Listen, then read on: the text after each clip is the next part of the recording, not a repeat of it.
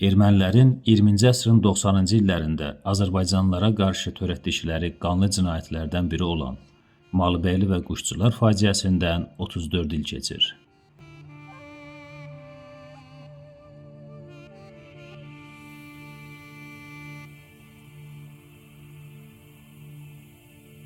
Malıbəyli və Quşçular kəndlərinin bir qrup sakini doğma kəndlərinə gedərək 34 il əvvəl qətlə yetirilmiş həmkəndlilərinin xatirəsini yad edib, ruhlarına dualar oxuyublar. Kənd sakinləri əvvəlcə Malıbəyli kəndində şəhidlərin xatirə lövhəsini ziyarət ediblər. Allah bütün şəhidlərə şəhidlər həqiqətən ölməz, şəhidlər həmişə yaşayacaq, vətəndə bölünməz. Malıbəyli kənd sakini Şahlar Mehdiyev 34 il əvvəl baş verən hadisələrdən danışaraq deyib. O 4 ili burada hücumlara məruz qalmışıq. Onlar buradan gəlib, bu kətlərdən hücum olundu, müdafiə olunmuşuq 4 ili. 92-ci il fevral ayının 8-9-da ermənilər tam işğal eləmək fikri ilə kəndimizə hücum elədi. 366-nın köməyi ilə. 3 günü biz burada arvad uşağı, kəndin əhalisini daha doğrusu, dinc əhalini çıxartdıq Quşçular kəndinə.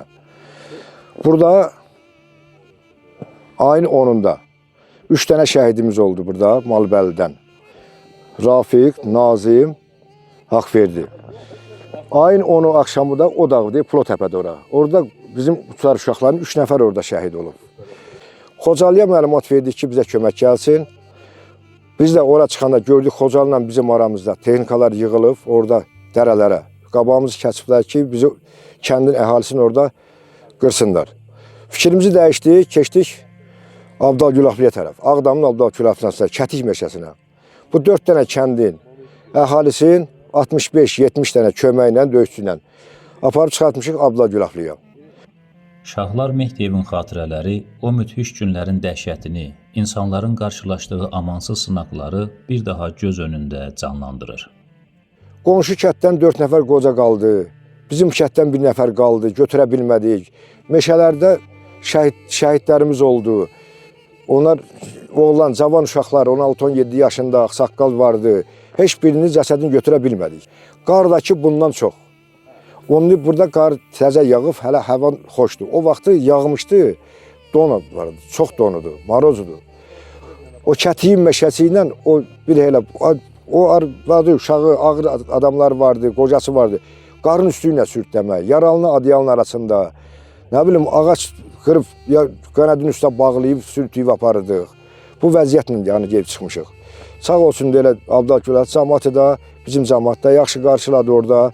Həmin gün Elmir Alxanovun atası da bir çox Malıbəyli sakini kimi şəhid olur. Bizim kəndimizin şəhidləridir. Bu mənim atamdır, Alxanov Nazim Qulamov. Cəsarətin cəsədi dəfn olunubdur. Çərkəz kişinin də dəfn olunubdur. Yeganə xala qalıb burada girov kimi.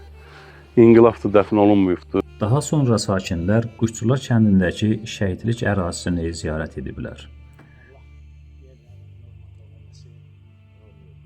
Səhərdən düz, axşama kimi döyüş getdi, onu axşam girdilər ki, Malıbəyliyə. Bizim de oradakı postlar hamısı minomyotlarla vurdular. O qarında postlarımız vardı. Haradan tankla vuruldu. Bu Haro tərəfdən tank var, bir də TSK ilə vuruldular. Millət ayın 11-i səhər saat 11 zad olardı.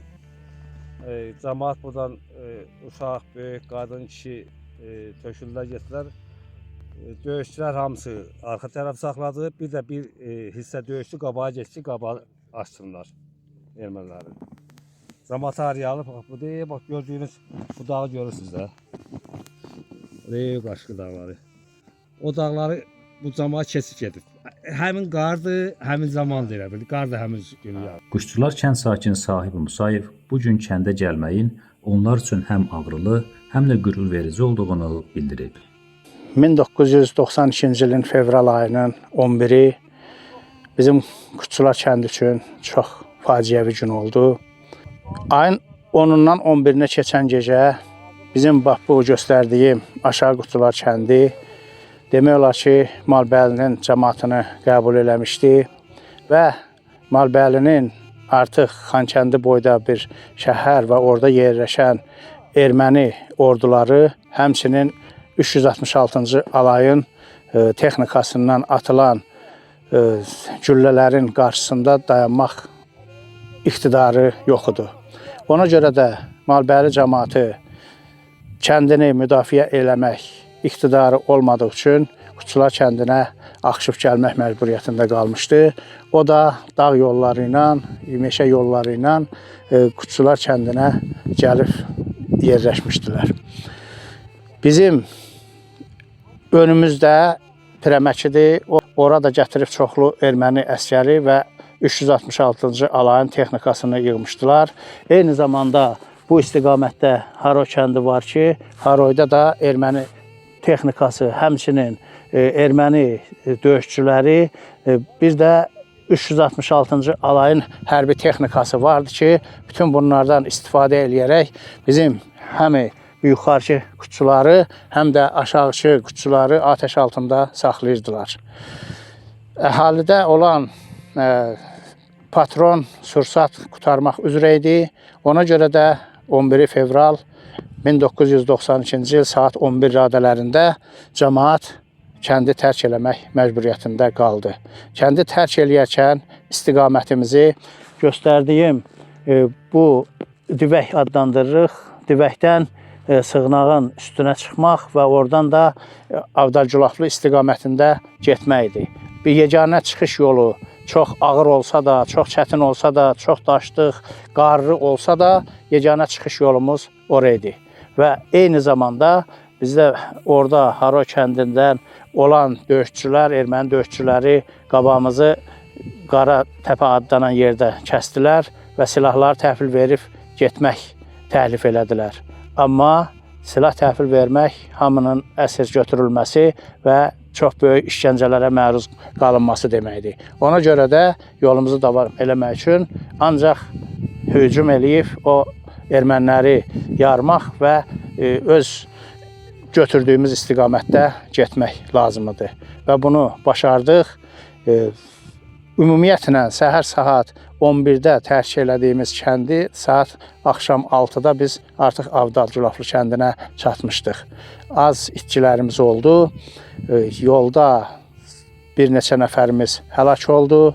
Ayın 10-da dəfn elədiyimiz biz şəhidlərimizi gülləbaran altında dəfn eləmişdik. Allah onların yerini nurla doldursun. Və bələkdə olan uşaqdan yaşı çox olan adama qədər şikəsti, əlili, qocası bu yolu keçmək məcburiyyətində qaldı. Şükürlər olsun bugünkü günə ki, artıq biz doğma vətənimizdəyik. Biz öz kəndimizi gəlib burada yada salırıq. Öz qəbirstanlığımızı, öz şəhidlərimizi ziyarət eləyirik. Bax bu rəhmətlik Nubar arvaddı, Zeynalova Nubar Kərim qızı. 100 yaşı var idi. Bunu çıxartmaq mümkün deyildi. O cümlədən Zeynalova Səriyyət Ağa qızı, bunun da çox yaşı vardı. 80-dan artıq yaşı var idi. Və bir də rəhmətlik Möhsün kişinin şəkili yoxdur. O da çox yaşlı kişi idi. Yəni bunları çıxartmaq mümkün olmadığı üçün bunlar kətdə qaldılar və bu günə qədər onların aqibəti haqqında heç bir məlumat yoxdur. Sakinlərin hər bir duası həm itirilmiş canları olan bir ehtiram, həm də gələcək nəsillərə ötürülən unudulmaz bir vətənpərvərlik dərsidir. Bu ziyarət bir daha təsdiq etdi ki, zaman keçsə də nə xalqın yaddaşı zəifləyir, nə də vətən torpağı öz sahiblərini unudur.